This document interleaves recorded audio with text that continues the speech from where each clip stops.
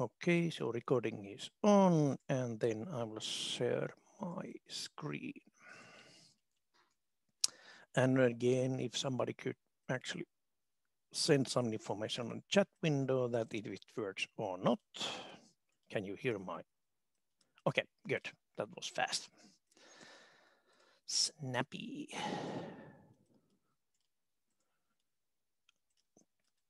Just a short. Give me a minute. I will turn off my phone. Okay, now it doesn't ring. Okay, good. So, this far we have had signals, systems, responses. I started going through the second exercise just this morning. I have had a little bit say packed week, but let's not that cause any trouble for us. So practically, actually, we can now just follow on, and today's topic is about system control. But before that, a couple of words about the exercise returns. Excellent job, most of you. And unfortunately, that of course, that's something that if your mother says or father says that don't drive the bicycle to the wall, don't drive the bicycle to the wall, and so on, you will drive your bicycle into the wall. So last time I warned you about not mixing the system coefficients A and B. Unfortunately, some of you did mix those. But also what puzzles me a little bit,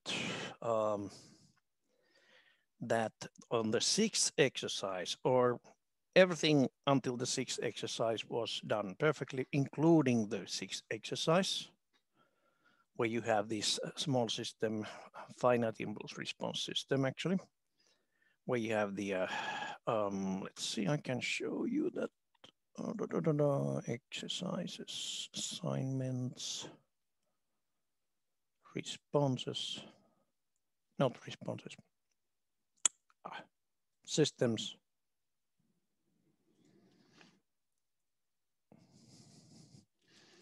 exercise.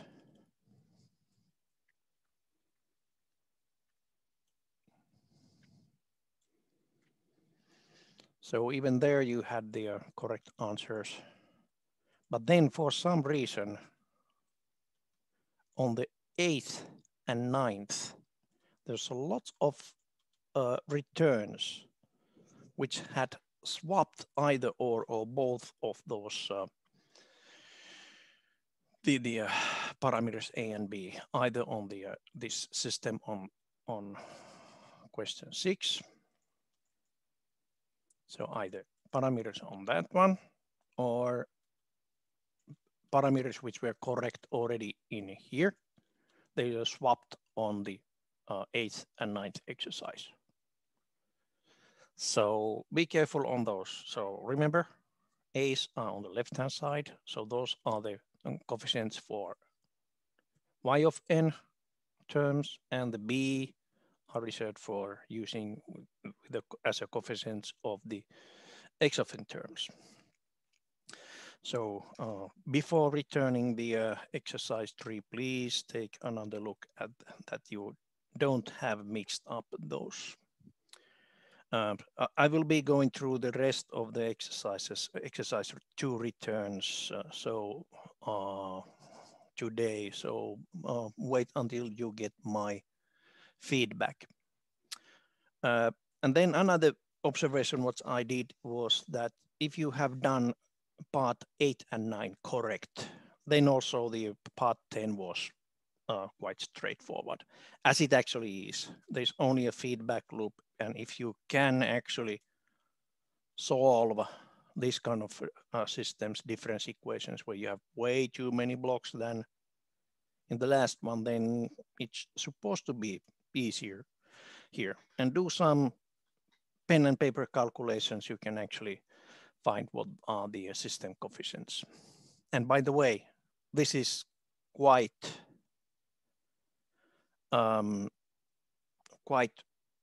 close to the system control loops, where you have a feedback from a system.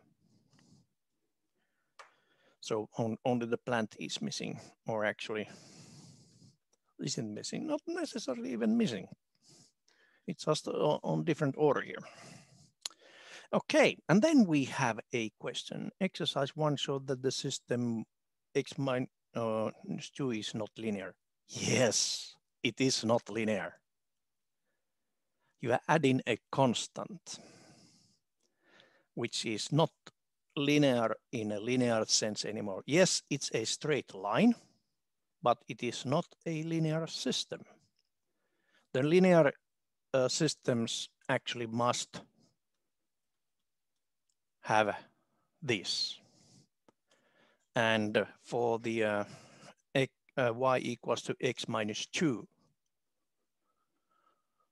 this is not true in most cases. Only on special cases you can get it to be a true statement. But anyways, it is if you have, for example, 2 biased amplifiers, then actually those are not linear either. So basically, if you have a amplification of 10 on a biased amplifier which has a DC level at 5 volts, and basically you put that output, DC coupled output, to the next stage, which is the same. You're multiplying also the 5 volts there and adding 5, so 55 volts output. Okay, that doesn't sound good.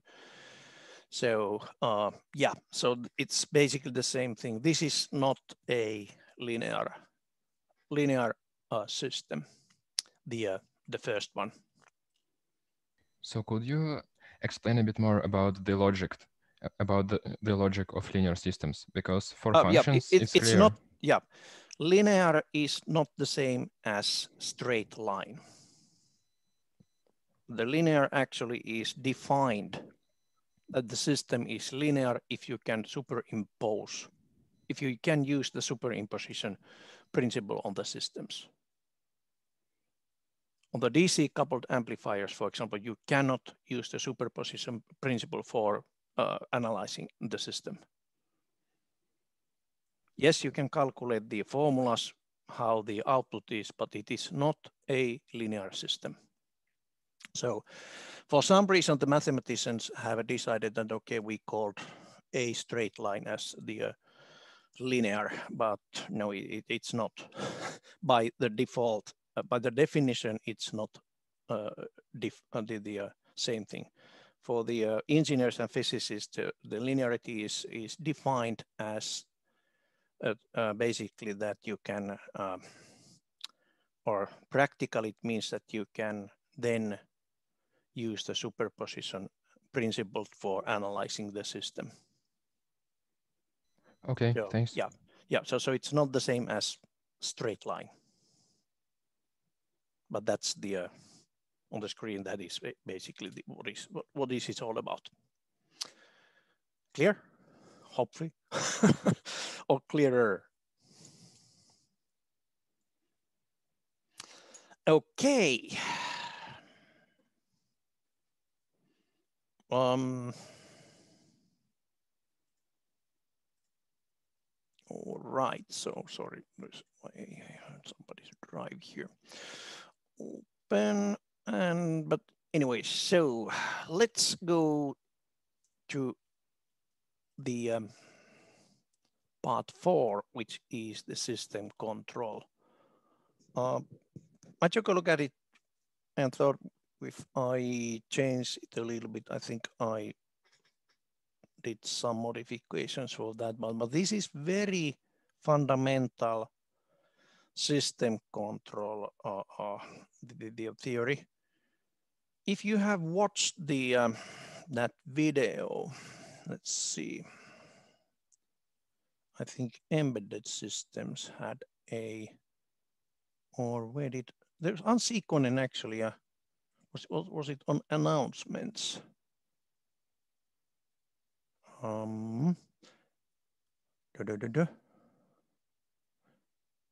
No, somewhere in this system, there is a nice video about the describing these control systems. I'm not that good on popularization of complex topics, so my theory will be more, say, maybe a little bit more like a point of view of physicist rather than an engineer. So it might actually be a little bit on say, different approach. But anyways, if you haven't watched that video, you can find it by Googling system control and math works. And that's actually on YouTube. So I think you can find it from there. So MathWorks is the manufacturer or the company that is selling this MATLAB, developing the MATLAB program, and they also have plenty of excellent engineers there working, which can explain things, not just make, but also explain. Okay, I highly recommend that you will take a look at that video. But meanwhile, let's get into my material here and talk a bit about system control. There. All right, so system control and so-called control theory. Control theory, for a long time, it was designed for basically control analog systems, more or less. Only after, say, 70s, there was a digital system started to be used as a control, but the control theory books, most of them are written by mathematicians or some scientists which has very mathematical way of thinking, which makes control theory very hard topic to read and understand. I'm not going into fine details of system control here, but I try to actually give you some pointers that you understand what you are doing and some hints how to actually optimize or, well, optimization is such a strong word. At least find some good parameters for your PID controller that you can actually survive the exercise, the project. But actually, there are a couple of books available on Medcat as ebooks. So it's Applied Control Theory for Embedded Systems, quite nice evening reading if you are more interested about the system control, and that has a embedded systems the point of view, which is good and not too heavy on math either. Then this that a little bit more say mathematical book by Burns, Advanced Control Engineering. But those you can find from the Medcat library as ebooks. Okay, some say fundamentals. So we have two kinds of controls. So control overall, it means that you are driving something and that something is called a plant. And driver can be, for example, in analog world, it can be just an amplifier. That would be, say, open loop approach to have just a current amplifier, and then you have that plant you are driving, for example, heater, and you just control the heater by time switch. For example, there's a classic example of a normal electric block heater of a car. So if you have a car, you should start using it. So basically you get, if it's less than +5, you should start using the block heater. It's good for your car and good for the emissions. So basically you have a control by time only. So a couple of hours before starting your car, you will just turn it on, which is very limited control at all. So closed loop control is the way to go in most cases. Although, well, if open loop works, why actually bother to make it closed loop control?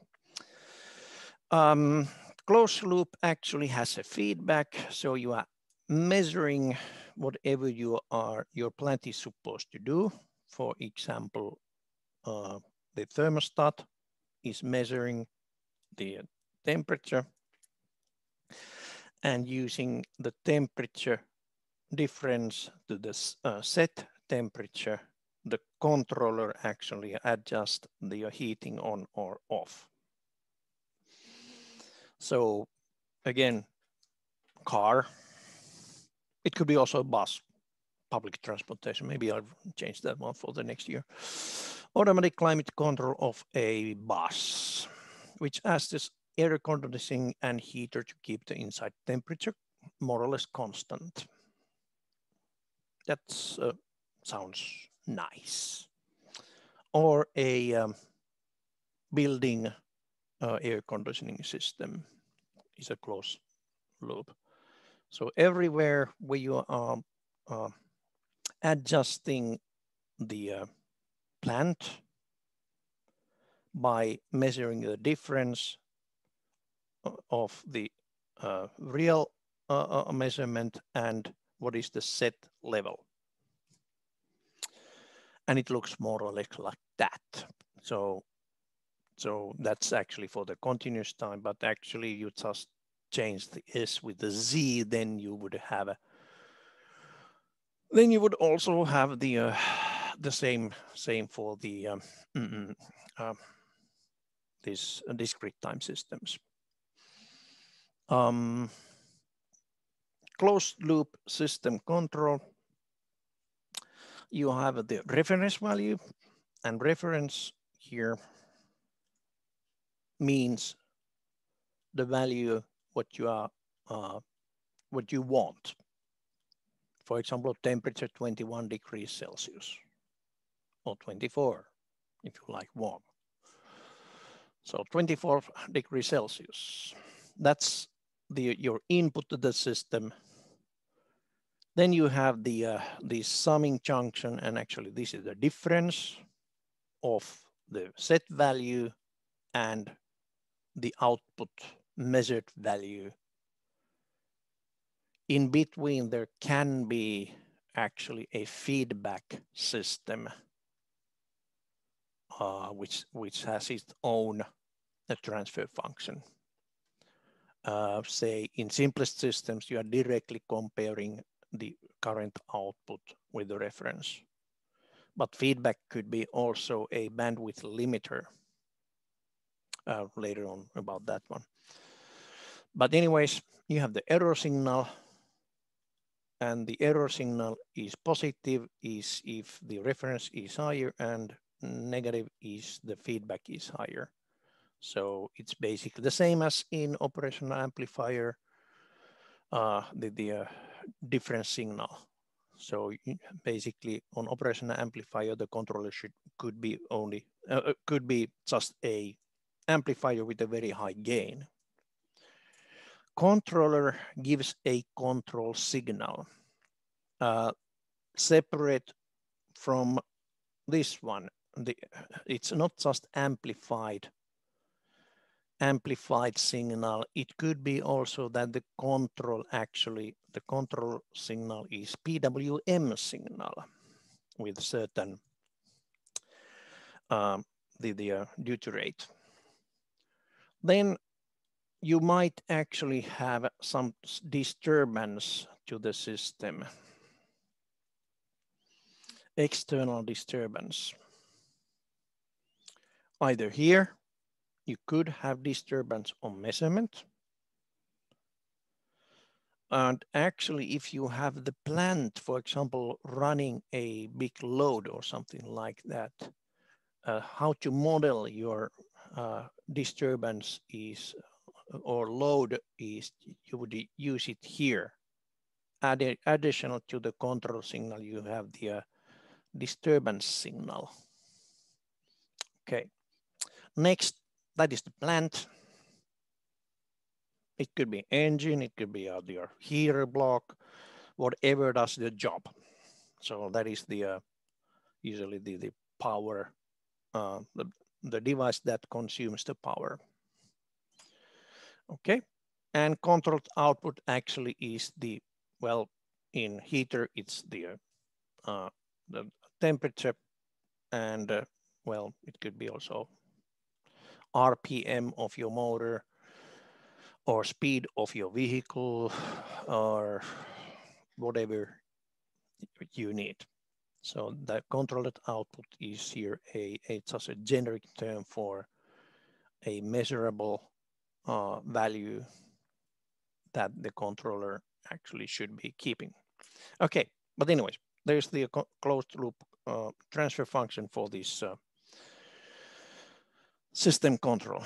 So this is a general model for any closed loop system control, including the external disturbance. In practice, your system control looks like that. So you have a digital controller. You have a command to set to this digital controller. You just send, okay, I want temperature to 24 degrees. You have the control software is your controller. So that one here. Then you have D to A converter, amplifier, or driver. Well, remember, D to A can be also that PWM. Amplifier could be just a simple the switching transistor. Okay, and then you have the plant, for example, the heater. And then the response actually is the temperature in this example. And well, you have the sensor electronics, and then also some, well, something that basically the ADC and sensor together with some of this, what is that called? The signal conditioning would be the feedback, which has its transfer function. And yeah, so in reality, what we have is a mixed discrete time and continuous time system. But don't let that one to you know,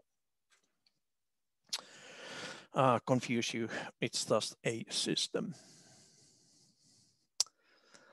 Okay, so that's basically the what the system control in general is about.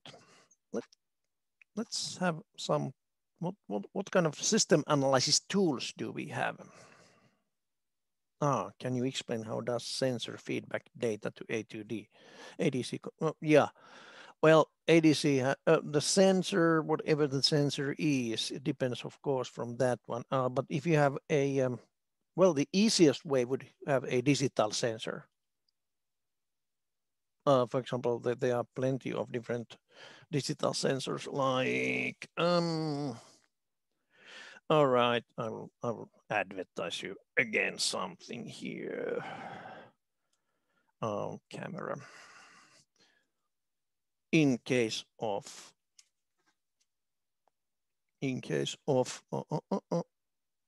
there we go, looks like that. That's a digital temperature sensor from Maxim Integrated, very classical one, DS1822 Plus. One wire digital temperature sensor. So it's already have the A2D converter on it. Or, well, you can always plug in, it looks about the same, just an analog sensor, and then have a some matching of the input range. Remember from the first lecture, from the beginning, you're actually having some sort of signal conditioning. So you amplify your signal so that you can match the A to D converter, the input voltage range. Okay, and that you can then read with your control software and translate your digital value so that you can actually calculate the difference with the command. Okay, I hope that one clears it a little bit. Yeah, system analysis tools. Step response is very important in system control. I think I have a picture, yes. So it gives information about the rise time, delay time, overshoot, and settling time. Okay.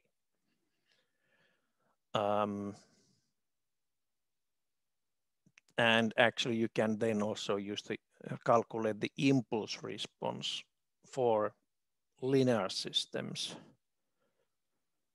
basically, and that one characterizes the that one actually characterizes also the what? Yeah, you can then calculate other things. You can get practically the also the transfer function. So for a real system, you can measure the step response and then basically use that one to calculate the impulse response. And from the impulse response, you can see if it's a infinite impulse response system or finite impulse response system, usually infinite. But anyways, there are also then some tools that you can fit or find the model parameters for your system. That's a little bit more advanced stuff what this digital signal processing part of the course is. But if I was ever giving a system control classes, then that will be at least one exercise, how to characterize a black box system by measuring it. But anyways, so those are the fundamental parameters for any control system. Since if you think of this, you have a, for example, the heater. Heater is excellent example. Heater also comes with some the slowness. So, okay, here, the TD, which is the delay time. Okay, right here. When the signal starts rising, up to 10%, usually it's defined up to 10% rise. So that is the delay of your system before you can actually start seeing any remarkable change. So for example, if this heater, how to check if this heater is working at all? You turn it on and you wait for a while, keeping your hand on the heater or close to it if it's really hot, to see if there is any difference. So basically what you are doing there is measuring the this rise delay time. Then any natural system also has some slowness after that. So usually the 90% point is defining the rise time. So rise time to 90% of the set value. Okay, and that's basically, well, could be on the heater, it could be easily minutes. Big heaters, it's actually can be hours, huge heaters even more. Anyhow, so this is usually in range of minutes. So this you can feel already in seconds. This might take tens of seconds. The rise time, temperature change can be minutes, up to 90%. Okay. Think of a mechanical heater, or yeah, they're good questions. How do you minimize overshoot? We will come to that. Don't worry. Yeah, that's all about the control. So this basically after reaching, you still have the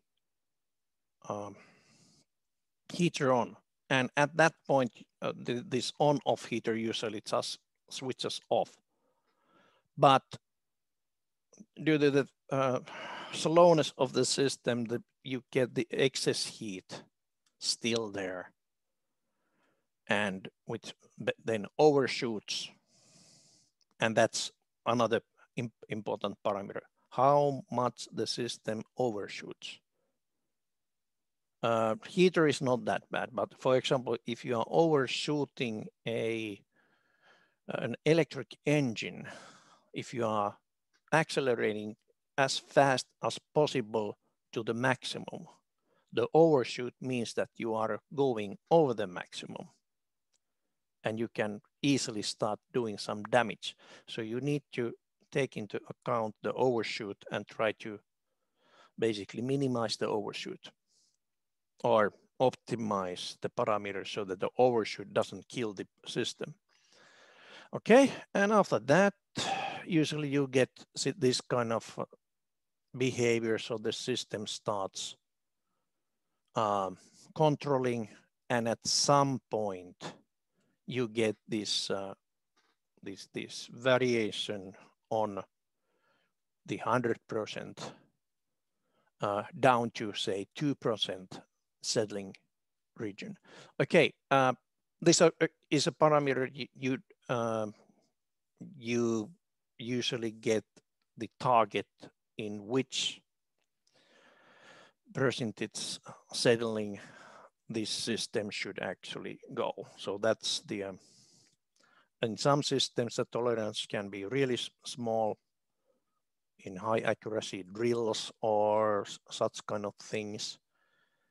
High-speed drills, they cannot tolerate a lot of those. But on the other hand, for example, on heater again, if you have a 10 degrees rise, I think you can easily withstand, say, 1 degree overshoot. For example, in room temperature, you want it from 10 degrees to 24 degrees as fast as possible, so you're comfortable. You don't want to get more than, say, 27 degrees overshoot. So this overshoot should be, say, 3 degrees in minimum, and then you would be just fine with that 1 degree settling region, which means 10%. But anyways, when the system is stabilized, then this should stay within that settling region. Okay, so that's that kind of parameters. There's one exercise about how to calculate those, or how to determine those. And what you would do, well, it's a step response. You can calculate the step response of any system, you know, the transfer function, and then it's just looking at the values from the graph. Okay, another very important, although on this particular course, since we do not have the real MATLAB,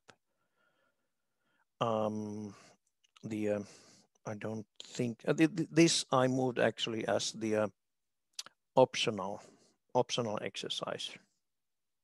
I'm not sure if that was wise, but anyways, it's optional. It's basically testing if a signal settles to any value when time approaches infinity, because actually on this you can see, okay, maybe it is settling, but we don't know it for sure. It could be just remaining oscillating until the end of the world within some region.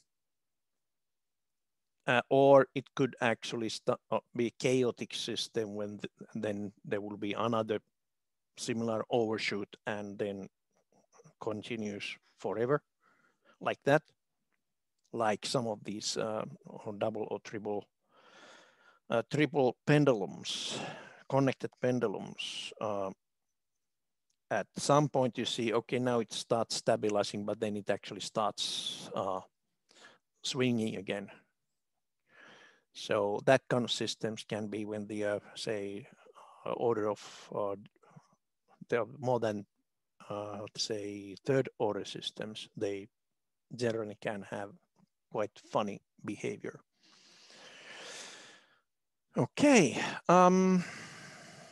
So basically, final value theorem tells if the signal settles to anything. So control system step response should always approach the expected reference value. So step in, let's get back. Reference value is here on the left. And you run a step function on as an input, wait for a while, and if the system approaches a value, then you know that, okay, you have a controller. If it doesn't settle to anything, then you have a problem. All right. Then a reminder of how to play with blocks. Well, if we have parallel blocks, we add the transfer function together. If we have cascaded blocks, we will multiply, but this is something you practiced on the second exercise already. If you have a sum on the block diagram, you can actually also take this sum on the right-hand side, but then you actually are kind of doubling the this amount of systems. So you are just making a say another system there. Sometimes for simplifying the system, you need to do that kind of things. Okay, if you have a transfer function only on the one input of the sum junction, then you can actually take that one outside and have an inverse transfer function here. Okay, this is very dangerous because the transfer function may have zeros outside of the unit circle. In here, the inverse transfer function then would have poles outside of the unit circle. Not a good idea to introduce any unstable systems as a subsystem of a system. Okay. More things like loop reduction. So this is the difference input. So basically, if you have a negative feedback, you can calculate the total transfer function from that equation. I think that is correct, maybe. Yeah, I haven't taken a look at that if the sign is correct or not. I think it is. Okay.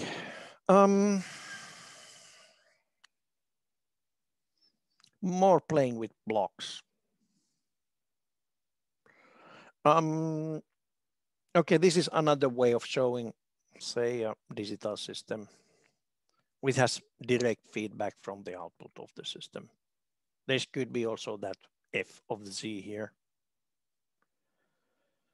But on the other hand, if it's a digital system, you don't necessarily need that unless you have some slowness on your sensor you want to take into account.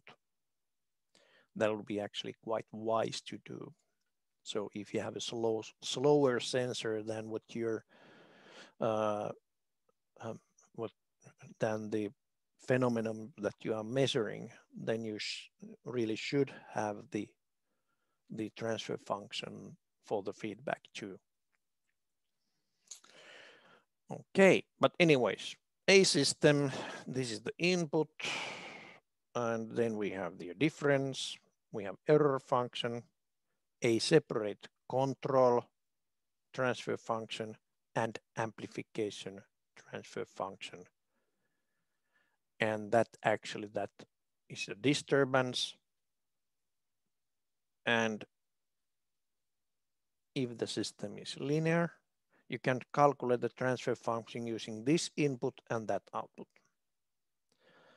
But actually, if you want to know how the system behaves when there is an external disturbance, then you would calculate the transfer function using this UD as the input.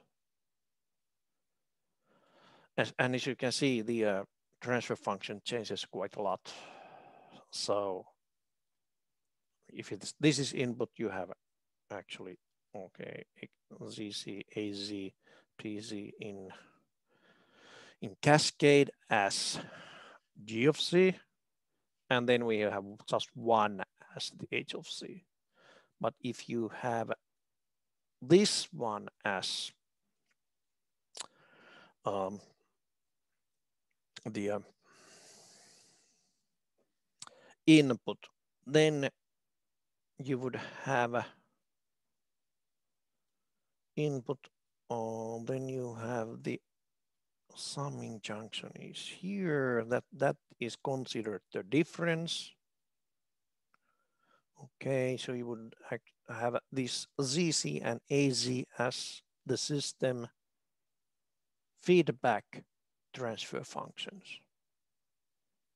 Okay, and that's how you can calculate the transfer function for disturbance, which is quite important. You want to know how quickly or how well the system behaves if there is an external the signal coming in, or external the control or heating. You have an external heater, for example, sun is shining, sun starts shining. The sun can actually give, even in Finland, something like few hundred watts per square meters of window. In big room, you can easily have, say, 10 square meters of windows. So it's few kilowatts that you get sunlight in the room. It really warms the room. Or in cars, you have the this automatic cruise control, which keeps the speed constant, and then basically you drive to uphill.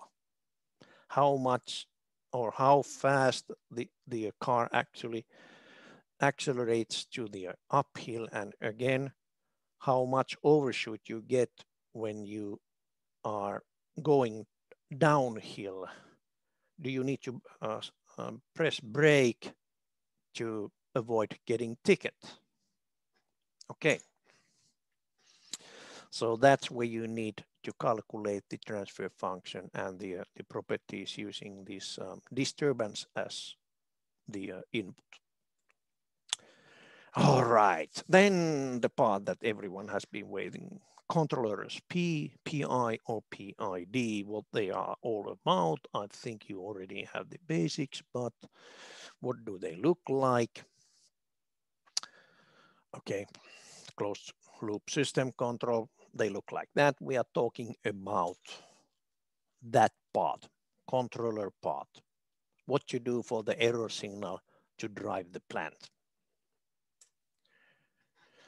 Proportional controller is the easiest one. Then basically you just multiply. So it's an amplifier, simple amplifier. You just multiply the error signal and drive the plant with the error and that multiplied error signal. So if it's a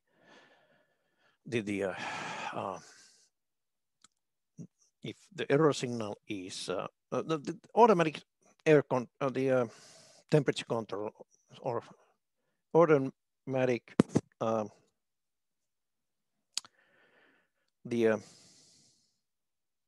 automatic climate control is a good example here. Since there you basically don't need to worry about too much about the how much the temperature is varying. So even that one could work. So if you have plant is doing either heating or cooling.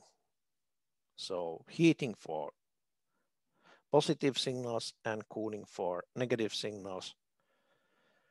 And that how much is proportional to the difference. So there you basically, if you are far away from the temperature, then you either warm or cool it with a high volume or high power. And basically, if it's small, then you don't need that much control. Sounds very simple, and it is very simple. There's only one small thing. I will draw that one, only one actually. This never reaches the set point because, for example, that temperature, that's the level what you want it, that's the reference. When you start heating, the difference actually is large here, error signal. When you get closer, actually your error signal also gets smaller. And if you get very close here, the error signal gets even smaller and smaller. So practically this is like RC low pass filter. This value will never actually get the set value. It stays a little bit less than that. Okay. But anyways, if you don't need that exact value, like in air conditioning kind of things, and don't care too much about the speed either, since this K or the P controller, proportional controller actually is also slow because it slows down the control signal as you get closer to the set value. Okay, that's why there is a proportional integral control, PI. By the way, most of the controllers in the world are type PI. D, with using the derivative, that actually has some caveats. But anyways, let's take a look what is the proportional controller doing. So it includes also an integral of error. So we are adding into this one also an integral of that the difference, which means that when you are getting closer and closer where the difference is small, in here, difference is small, but the integral is keeping actually the integral of that error is increasing all the time, meaning that that one will then actually reach the set point at some point. And it does overshoot. But anyways, it increases the speed to to that controlling to reaching the set point. And it's very effective, and it's still simple. 2 parameters to get a good performance. Okay. Later on, I will show you some tricks how to tweak a PI or PID controller. And those are not my inventions. There are plenty of smarter people who has done a much better job on controllers since, okay, everything is controlled by PI, PID controllers, and there are special people who are doing it, designing them. But anyways, this is also something that any electrical or electronics or automation or mechanical or ICT engineers should know. Okay, simple, requires only 2 parameters for good performance. Quite simple transfer function for this block. It's just 2 parallel system. One is the multiplication with a constant, so that here is the x of kp times x of n here. Here we have the something else. Well, that's the transfer function actually. So parallel systems transfer function. Okay, then the third one, PID.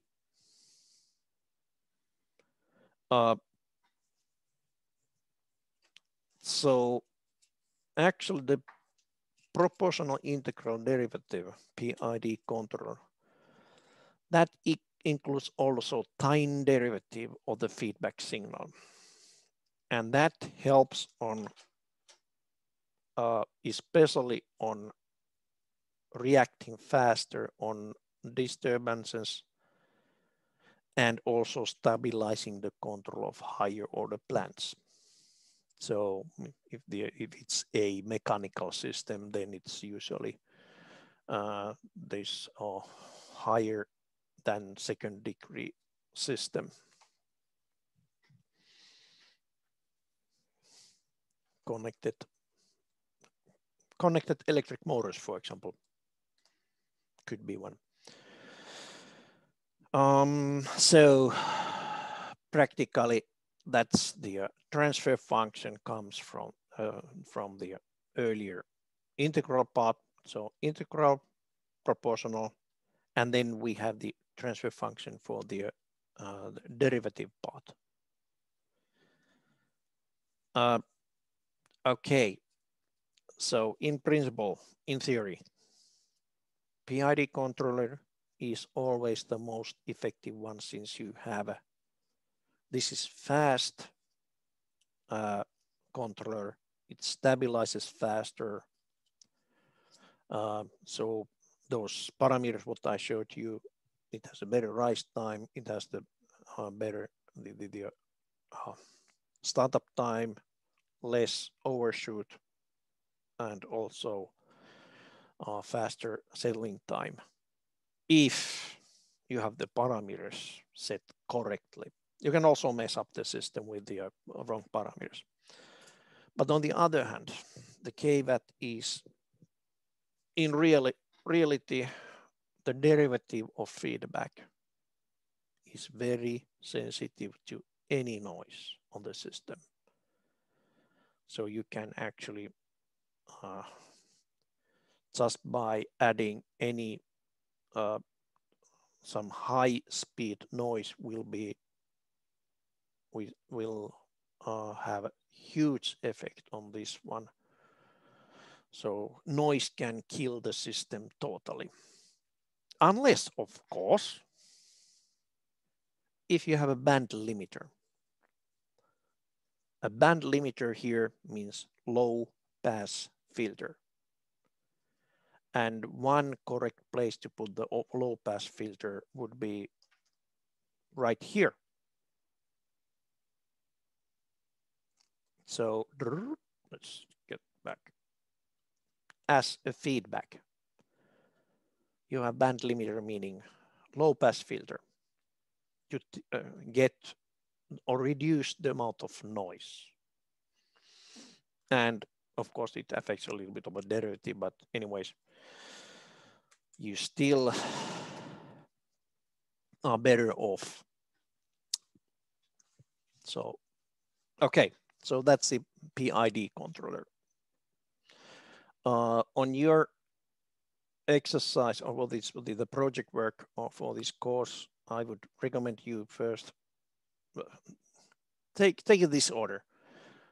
Make a proportional controller, see how that one works, then add the integral part for the controller.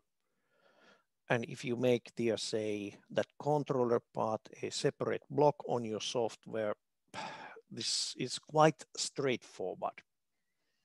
You just change the function that does it. Okay. Proportional integral controller. Try to work on those parameters there. And then last one. Okay, if you are not happy with the PI controller, then you can actually go and try the PID controller. Or if you get the PI controller working, then next step would be to see what happens if you do it with the PID. Ha! Okay, I told you about that there are much smarter people than me to tell how to tune a PID controller. Here is a quite nice description of the tuning methods. Let's open it just for fun. I agree.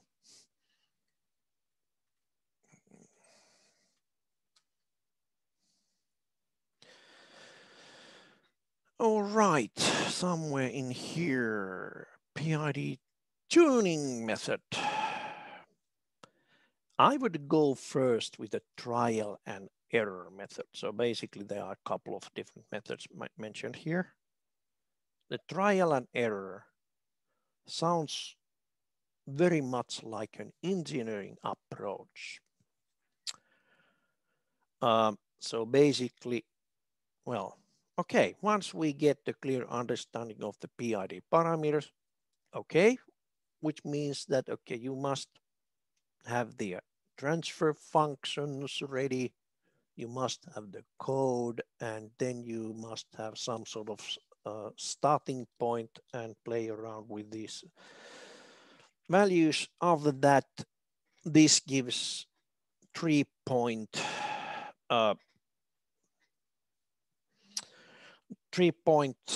what to do. First,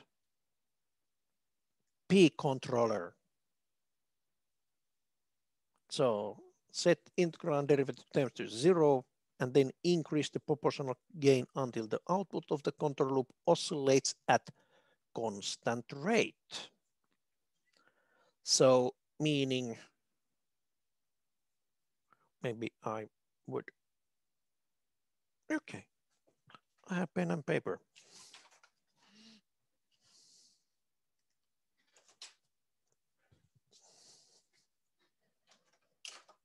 So first, increase the gain.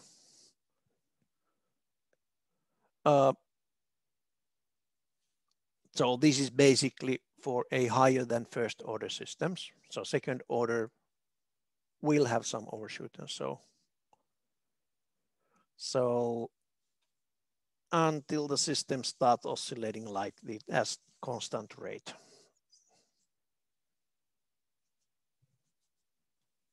That's what it means. By the way, if you have first order system, it never oscillates. So basically what you can do there only is to increase the gain as much as you can. Okay. So proportional gain, and basically if you start to get unstable, meaning, okay, that's actually, this one here is just the step response of the system. Step response of the system. Okay. And then once the P response is fast enough, set the integral term so that the oscillations will be gradually reduced. So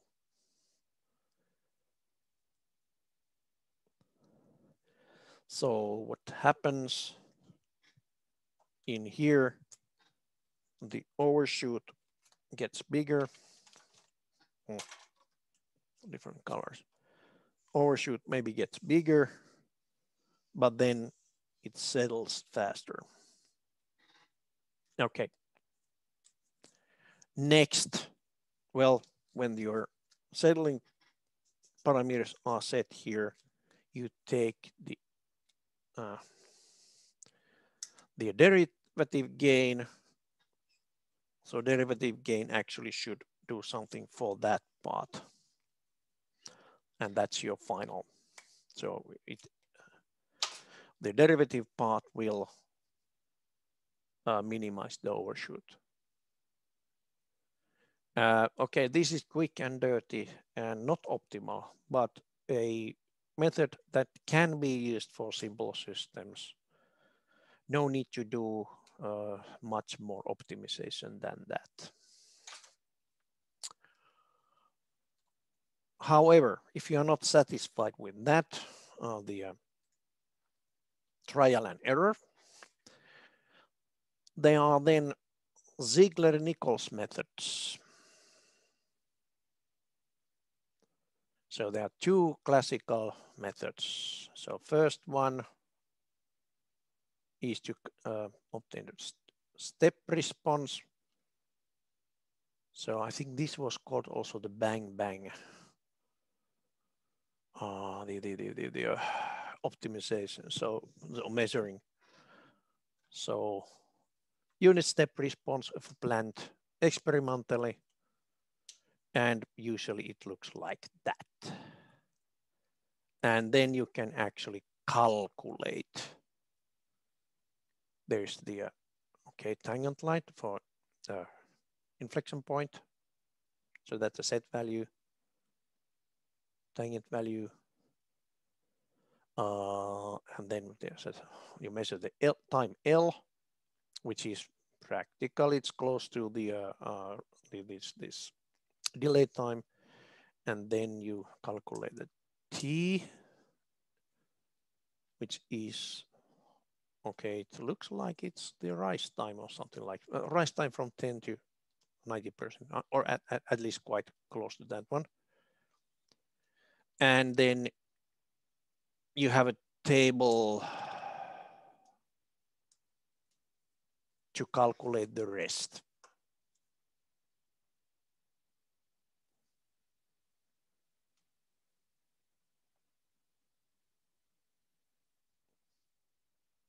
There. They are using a little bit different the markings. Take a look at how the this author has actually marked those. So we have not Ki but Ti, and we have Td not Kd as parameters. It's also a different marking. But anyways, here's a table for different controllers. How to use the values. Okay, second method, I think you can read yourself. Similar to trial error when the integral derivatives are set to 0. Okay, so basically proportional gain. Oh, okay, so it starts self-oscillating. So what I draw here was the step function. Sometimes digital systems don't start oscillating until you give it the first, if you give it something as an input. So digital systems may have totally 0 input, and even if you have oscillating, the critically stable, which actually means oscillating, you still need a disturbance to start the oscillations. On analog systems, you always have the noise which starts the oscillation. But on digital systems, they're perfect in a sense that there is no noise unless you give it some sort of initial value there. But anyways, this theory works exactly the same for these analog systems and for digital systems. Okay, and another table. Yep.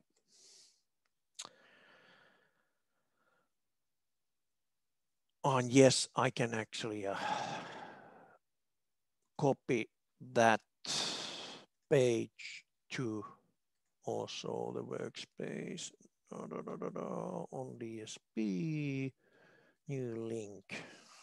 How to tune PID controller. A link. You may also find another links. It's just, you know, that was the second on the Google list.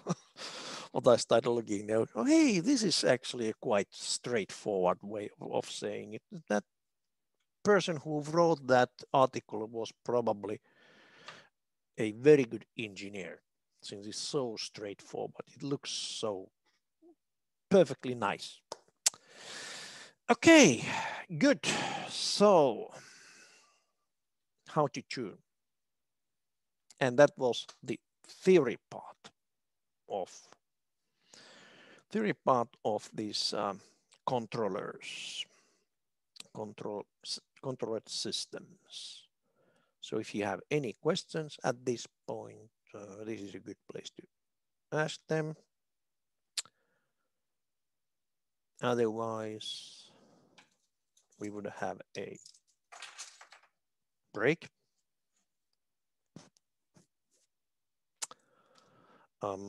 So it seems that nobody has any questions. You can access the slides in the documents and the link is there. Yeah, exactly.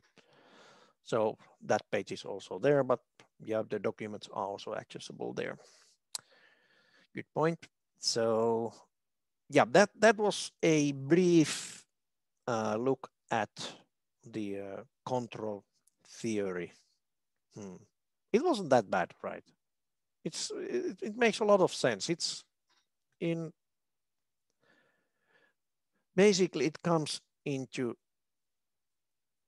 one simple block diagram where you have the plant. You should know, or you can actually measure the this plant's properties. Maybe I will start with that. Yeah. Plant's properties, make a model for that one if you don't have it, the transfer function. Then you have the controller that you will be designing. You have something on your feedback. It can be the for example, bandwidth limiter for PID controller. Okay, so this model picture here basically fits into any of these simple single input control systems. Although it had two inputs, but those are still they are defined the other way. They are used only separately. Okay, and then basically PID controller, where you have these three the gain factors, KP, KI, KD, proportional, integral, or derivative part. Actually, proportional is just a gain. Integral is a low pass filter, right? How to make an integral in analog systems. And that's basically a low pass filter with very long time constant, and then derivative. How do you make a derivative? Well, that's the high pass filter. So in that sense, the whole PID controller is a filter, which is the topic for the next week. Or was it the following week? I think it was for following week. But anyways, so no magic, absolutely no magic on the control. Okay, so yeah, let's have a break until 12:35, which is 20 minutes break. Thank you for listening the first part.